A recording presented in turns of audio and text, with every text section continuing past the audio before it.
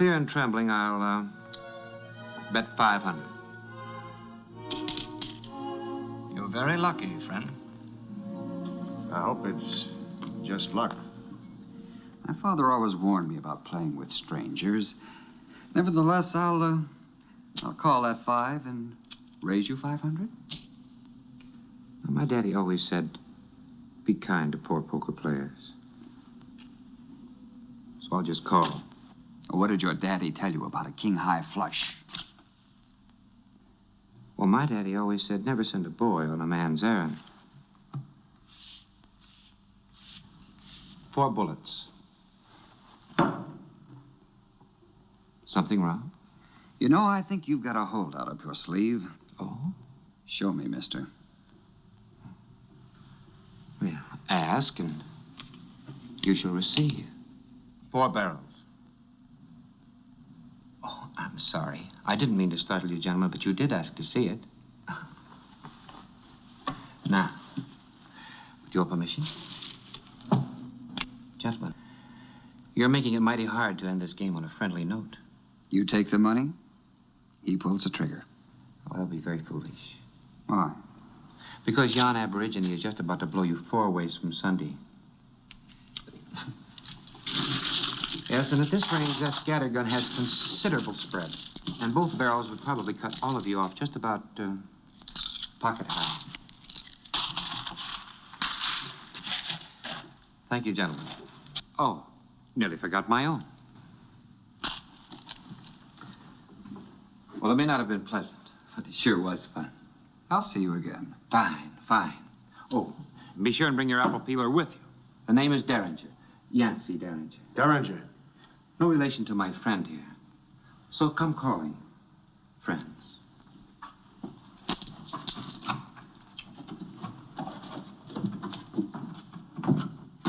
Yeah.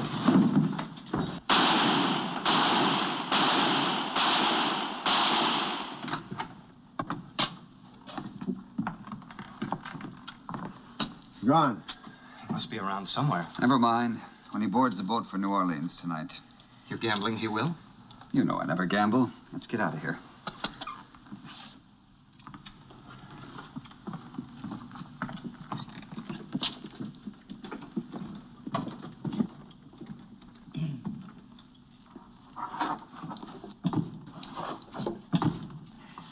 Derringer, I'm Lieutenant Bacon, 4th Michigan Volunteers. I'm under the command of John Colton, the president's administrator in New Orleans. What are you doing here in Vicksburg? Looking for you. The administrator wants me to bring you back. The sergeant and I will escort you downriver. Fact is, I prefer traveling with Pahoo-Ka-Ta-Wah. Who? My Pawnee friend, Wolf, who stands in water. I'm afraid you have no choice. Unlike yourself, Lieutenant, I'm afraid that I have.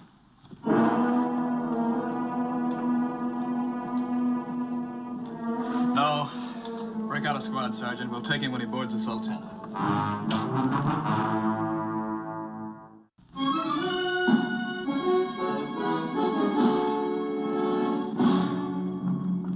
Prepare to cast off. Get the men off the boat. We'll telegraph New Orleans. Mr. Hunter, we're late. Go ahead. No sign of him. You'll turn up at Waverly. We'll take him there. Isn't that dangerous? Very.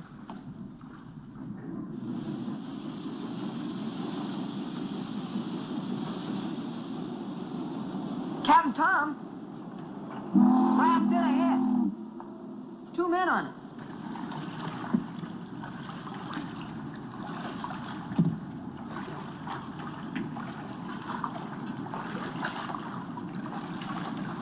I heard you.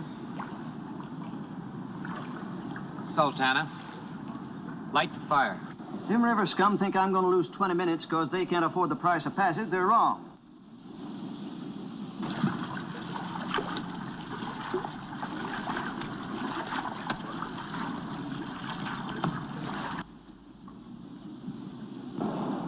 They've run up the old flag. There's only one fool I know that'd fly the stars and bars 3 years after the war's over, and that's... By Jupiter, it is. Yancy Derringer. Shall I swing her to port or starboard, Captain? Port, starboard, hold dead ahead. Stop all the engines. I mean the engine. Why, if we don't pick up Yancy, he'll sink us. Sink us? But how can he do that? I don't know, boy. I don't know how, but he will.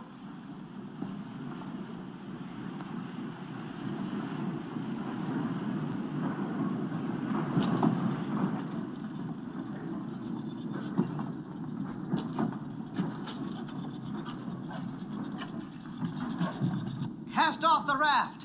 Full speed ahead. Yancy. Thank you, Captain Tom. Yancy. Blasted fool. Where have you been these last 3 years? Places, just places. You look the same. Well, I ain't. Everything's changed, including me. Now you've got the same sweet disposition you always had. Which cabin is Amanda eating in? Cabin D, top deck. Yeah, used to be your daddy's when you owned this boat. But you don't now. Oh? Who does? A fellow named Charles Hunter. Owns most everything around here. Is this heathen with you? He's not a heathen. He's a fine, clean-cut savage. Well, Mr. Hunter's got an ironclad rule against carrying Injuns. No, I just changed it. If you're afraid he'll take the hair off of some of your passengers, why don't you invite him up to the wheelhouse with you? Yeah, you need a haircut.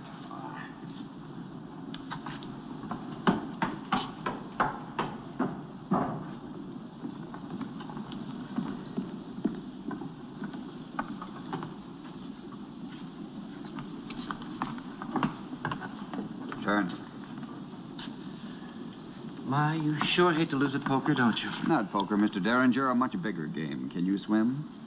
My daddy never taught? You're a liar.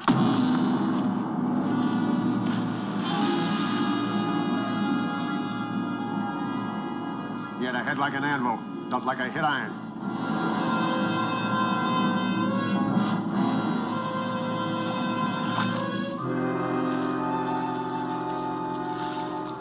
Yancy, here.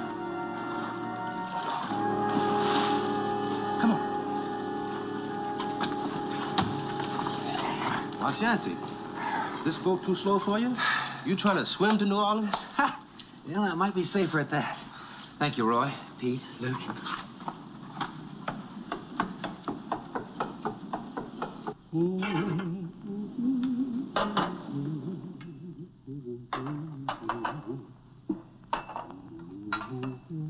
Obadiah! Oh, Yancy. Obadiah. Oh, Yancy. I've been praying for the time I'd set my eyes on you again. For years, we thought you was dead and buried. We heard you got killed in the war. And here you are, alive, well. I can't believe it. Here, now. Come here. Turn around here. Let me look at you. Why, you look fine. Just fine. A little more snow over the ears, maybe, but... Now, don't you worry about me. You catch your death in those wet clothes. Get me out of them, then. Well, where's your luggage? Up in the wheelhouse. I'll get it. Obadiah. Yes, sir. Don't let anyone see you. Don't you worry. Oh, Where's Miss Amanda? she's in the bedroom. Miss Amanda! Miss Amanda! You better come running.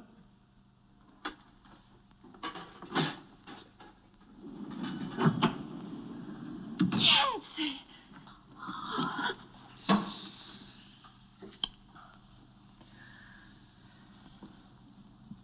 8 years has done nothing but improve the unimprovable.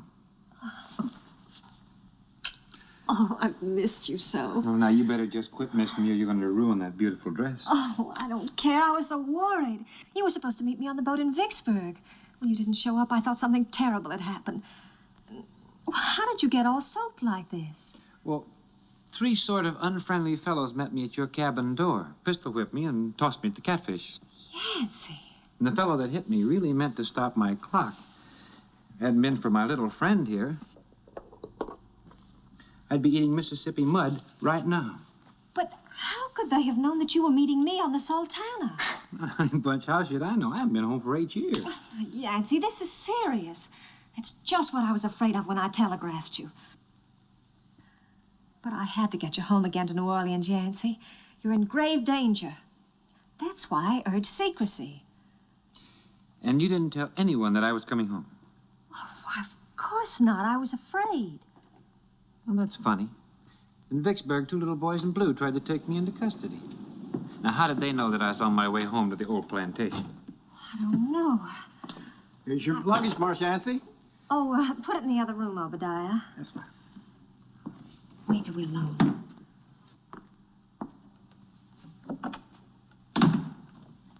Now, is there anything else? Well, I know. You got that same hungry look on your face you used to have every time Lily Rose started cooking hush puppies. I'll get you something to eat. Thank you. I'm glad you're safely back, Marsh Yancy.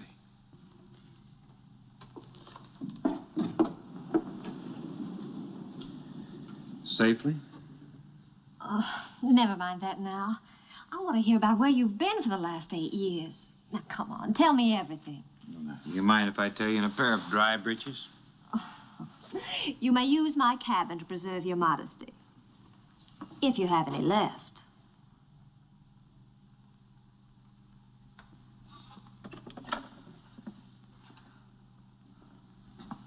Do you think I'll be safe in here? That's up to you.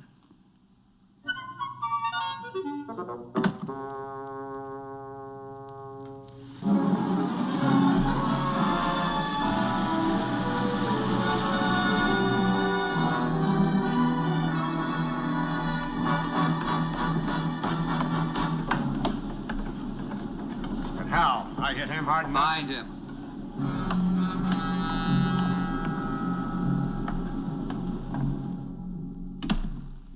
Now, I want you to tell me where you've been all this time and what's happened to you. All right. Got shot at Cold Harbor. Spent a year in a Yankee prison hospital. Escaped. The war was over. Went out west to strike it rich. Didn't. Got your telegram. The telegram? Well, that's it. In John Colton's position, he could have intercepted that telegram. Well, that's the second time today I've heard Mr. Colton's name. He's the Yankee administrator of New Orleans. Now, what would the Yankee administrator of New Orleans want with a poor old Johnny Reb like me? He's out to kill you. Derringer. You live in luck. But this time it's all run out. Who are you? What do you want? Get out of the way. Well, now you'd better do as the gentleman says, Amanda. Or you might get hit with a buckshot, too. Buckshot. Friend, do you have a feeling that there's someone standing behind you? There's nobody there. Well, I'm sure you remember him. Kind of a big fellow. Pawnee Indian. With a double-barrel shotgun that's right now pointed at the back of your head. Have you ever seen a man that was hit with both barrels? Oh, it's a sad sight. First, it knocks him about 10 feet. Then you just have to mop him up off the deck. It's just awful. Keep away from me. Oh, now, don't you go get to sounding nervous. Because that Indian is nervous enough. And that scattergun has got hair triggers. Now, you just better hand me that pistol. Because in 3 seconds, you're going to lose all of your worries. Don't let him shoot. Make him stop. Here, take the gun. Don't let him shoot. Do you mind stepping out of the ladies' cabin?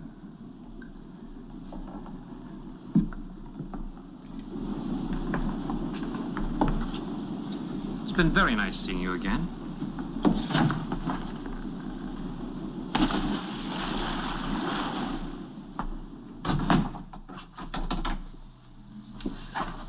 Is he dead? Not if he can swim. Why is John Colton after me? It's your plantation. Waverly? It's impossible. Farragut's shelled it right into the ground. Well, that's the way it was, yes. But not now. It's been rebuilt. The whole plantation's been rebuilt. It's more beautiful than it ever was. Who did it? I did. How? Well, after the war, they were seizing plantations everywhere, where there was no family left. Well, the Derringers were gone. John Colton wanted Waverly for himself, but I stopped him. How in the world could you possibly As stop? your wife, Mrs. Yancy Derringer. And he believed you? For a while, but now I'm sure he knows it isn't true. Don't you see? That's why he's after you. If something happens to you, Waverly would be his. He sure must want it pretty badly. But why? We can beat him, darling. We've got to. You know, I'm going to have a powerful power with it, Mr. Colt. No chance. Why, he'll kill you on sight. Cass's Crossing. I'll pack, Yancy. We'll get off here. Why? New Orleans is still way downriver. Well, don't you see? If Colton knows you're coming in, he'll have his boys in blue with a basket of bayonets waiting on the levee for you. We'll go down to Waverly by carriage. And, darling, remember, if you ever do meet Colton, it'll be you or him.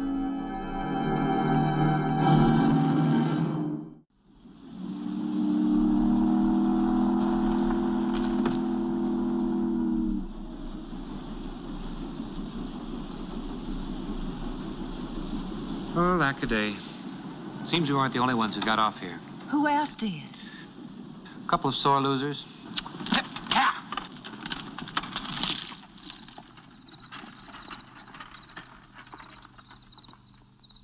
Well, I declare.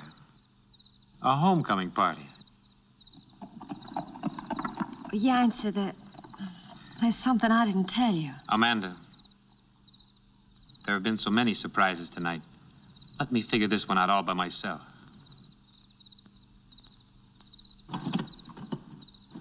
Hey! That is number 16. All right, thank you, Benson.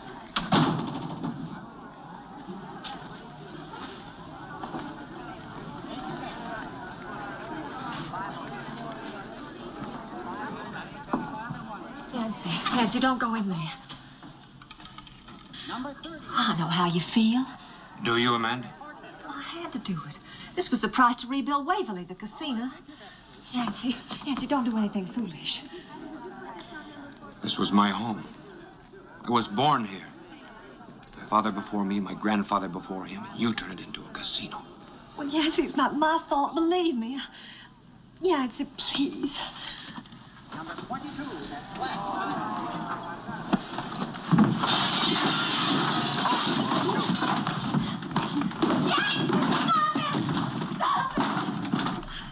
Ladies and gentlemen, you've made your last bet. This is my home. So get out, and get out fast.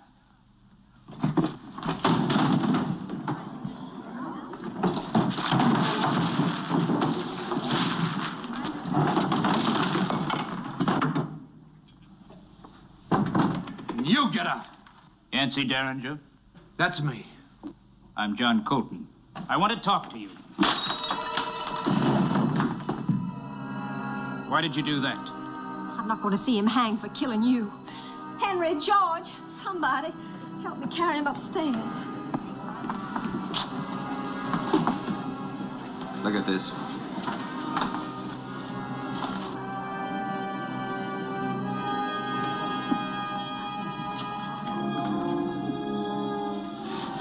Well, thank you, Henry. Oh, thank you, gentlemen. And now, would you mind clearing everybody out of the house and going home? Thank you so much. Mr. Colton, I want to be alone with my husband. Please go. If he comes to and sees you, it'll only mean more trouble. Very well, madam.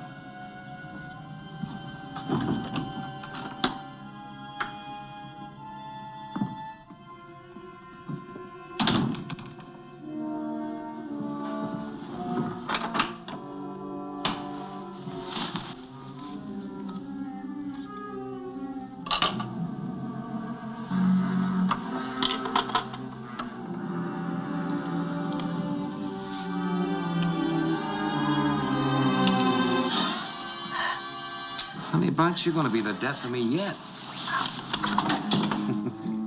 Wouldn't have worked anyway. Too many witnesses. If you'd accepted my military escort, this wouldn't have happened. Let me go. Do you understand now? Ah, yes. My lady love here wanted to be a two-time widow, without having been a one-time wife. She counted on the records of New Orleans having been destroyed when Farragut took the city years ago. They weren't. I had to believe her marriage certificate until we'd assembled the old records. Then, 2 months ago, I found another certificate of marriage.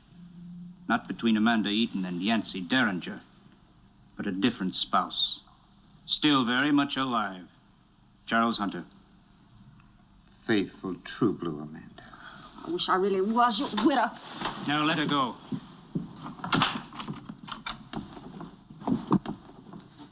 I'd hate to be the first administrator of this city to hang a woman. Can we talk? Well, I certainly owe you that. Since becoming administrator of this city, I've run across a very astonishing fact. From the highest to the lowest places, particularly the lowest, your name has always been spoken with the greatest respect. Well, I've been around the track. I want you to work for me. I'm a rebel, Mr. Colton. Ex-rebel. The war is over, Mr. Derringer, and these are hard times. New Orleans has become a treasure chest. The fortune hunters of the world are here. I want a man who loves this city, loves the South, who'll work without pay, without portfolio, without protection, as my personal agent. Sounds like absolutely nothing. I want an angel. A black angel who'll be on the inside before something happens. A man who'll do anything for law and order. Anything, and get away with it. Because if that man were caught, Mr. Derringer, I might be compelled to hang him. Charming proposition. But we got company. Welcome to Waverly. Did you think I'd give it up? I'm not going. Derringer, you live in luck. Now, the last man that said that to me is, swimming home. He talked too much.